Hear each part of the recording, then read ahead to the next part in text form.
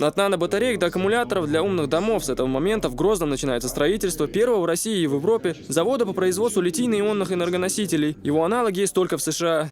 Конечно, мы рассматриваем такую возможность. Если будет хороший сбыт готовой продукции, то будем, конечно, рассматривать о расширении производства. Сегодня же инвесторы осмотрели территорию будущего завода. На месте строительства по традиции заложили капсулу.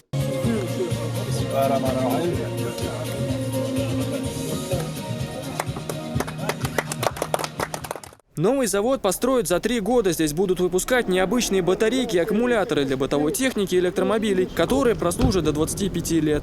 Представьте себе, электромобили других компаний, им требуется от 2 до 7 часов для заряда. Электромобили с нашим аккумулятором могут подъехать, за 10 минут заправиться и уехать, зарядиться и уехать. Поэтому мы работаем с южнокорейской компанией «Какам», которые имеет опыт сборки аккумуляторов с таким веществом.